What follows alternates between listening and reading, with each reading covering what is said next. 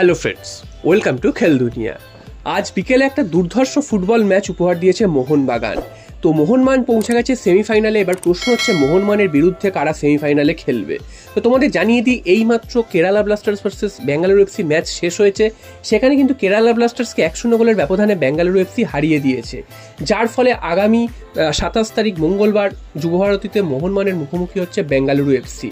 তো Kerala Blasters Bengaluru FC ম্যাচটা কিন্তু একেবারেই মেরে হয়েছে এবং শেষ মুহূর্তে শেষ মিনিটে কিন্তু গোলটা করে দিয়ে চলে গেছে বেঙ্গালুরু এফসি এবং তার জন্য কিন্তু তারা সেমিফাইনালে মোহনবাগানের মুখোমুখি হবে। তো মোহনবাগানের জন্য এটা কিন্তু একটা অ্যাডভান্টেজ। মোহনবাগান যুবভারতী ক্রীড়াঙ্গনের নিজেদের দর্শকদের সামনে খেলতে পারবে, এটা কিন্তু মোহনবাগানের জন্য একটা বড় অ্যাডভান্টেজ। তো মোহনবাগান আজকের ম্যাচটা যেভাবে জিতেছে সেটা তোমরা সকলেই দেখেছো।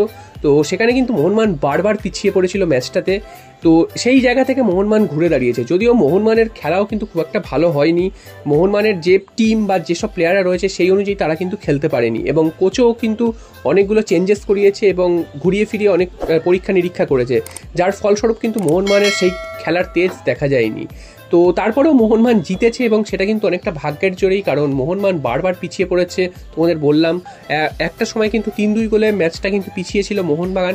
তারপর কিন্তু জেসন কামিংস অসম্ভবভাবে একটা সুন্দর গোল করেন এবং তারপর 3-3 হয়। তারপরে কিন্তু মোহনবাগান বেশ কয়েকটা সুযোগ পেয়েছিল, তবে সেগুলো কাজে লাগাতে পারেনি এবং টাই ব্রেকারে কিন্তু মোহনবাগান প্রথম শটটাই কিন্তু মিস করে জেসন কামিংস বারে মারে এবং তারপর কিন্তু মনে হয়েছিল যে একটা সময় মোহনবাগান ম্যাচটা থেকে একেবারেই ছিটকে গেছে এবং তারপর কিন্তু আমরা দেখেছি পাঞ্জাব একের পর এক গোল করে গেছে টাই ব্রেকারে এবং মোহনবাগানও কিন্তু প্রথম শটটা মিস করার পর মোহনবাগানও যারা মেরেছেন তারাও কিন্তু পরপর গোল করে গেছেন এবং শেষ শট যেটা কিন্তু পাঞ্জাব এফসি মারলেই মোহনবাগান হেরে যাবে, এরকম অবস্থায় দাঁড়িয়ে কিন্তু পাঞ্জাব এফসি একটা শট বার পোস্টে মারে এবং বিশালকায় তো কিন্তু দুর্দান্তভাবে সেই বলটাকে ঝাঁপিয়েছিল, যদিও সেটা বারে লেগে বেরিয়ে যায় এবং মোহনবাগান কিন্তু একটা জীবন পায় এবং তারপর কিন্তু মোহনবাগান সমতায় ফেরায় এবং সাডেন ডেতে এসে কিন্তু পাঞ্জাব এফসি কিন্তু বিশালকায়েতের হাতে মারে, অর্থাৎ বিশালকায়েত কিন্তু দুর্দান্ত একটা সেভ দেয় এবং তারপর মোহনবাগান কাঙ্ক্ষিত জয়টা কিন্তু পেয়ে যায়। তো একটা নাটকে ভরা ম্যাচ ছিল এবং সেই ম্যাচটা না দেখলে বিশ্বাস করা যাবে না যেভাবে মোহনবাগান বারবার পিছিয়ে পড়েও ম্যাচটায় ফিরে এসছে এবং শেষ পর্যন্ত শেষ হাসি হেসে বেরিয়ে গেছে, সেটা কিন্তু একটা দুর্দান্ত ম্যাচ। তো এবার তোমাদের যেমনটা জানালাম যে আগামী মঙ্গলবার মোহনবাগানের প্রতিপক্ষ হতে চলেছে বেঙ্গালুরু এফসি। তাদের বিরুদ্ধে মোহনবাগান নিজেদের ঘরের মাঠে অর্থাৎ যুবভারতী ক্রীড়াঙ্গনে মাঠে নামবে এবং সেই ম্যাচটা মোহনবাগানের জন্য যথেষ্ট কঠিন হতে চলেছে, কারণ বেঙ্গালুরু এফসিও আজকের কেরালা ব্লাস্টার্সকে হারিয়ে আসবে, তাদেরও আত্মবিশ্বাস অনেকটাই ভালো থাকবে, যদিও কোনো দলই কিন্তু সে অর্থে নিজেদের ফুল ফর্মে যে খেলতে পারছে সেটা কিন্তু একদমই নয়।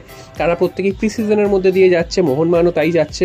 তো সেই ম্যাচটা কিন্তু একটা উপভোগ্য ম্যাচ হবে আশা করা যাচ্ছে এবং সমর্থকরাও সামনে থাকবে। তো দেখা যাক সমর্থকদের সামনে মোহনবাগান দ্বিতীয়বারের জন্য পরপর দুবারের জন্য ডুরান্ড কাপ ফাইনালে উঠতে পারে কি না এবং মোহনবাগানের কাছে কিন্তু ট্রফি জয়েরও একটা লক্ষ্য থাকবে, কারণ গতবার তারা ডিফেন্ডিংয়ের চ্যাম্পিয়ন। তো এবার কিন্তু সেই ট্রফিটাকে ডিফেন্ড করার একটা লক্ষ্য থাকবে। তো দেখা যাক শেষ পর্যন্ত প্রথমে সেমিফাইনালের বাধা টপকে ফাইনালে উঠতে পারে কিনা, তারপর তো ট্রফির কথা আসবে। তো সবার নজর কিন্তু আগামী 27 তারিখ যুবভারতী ক্রীড়াঙ্গনে মোহনবাগান বেঙ্গালুরু এফসি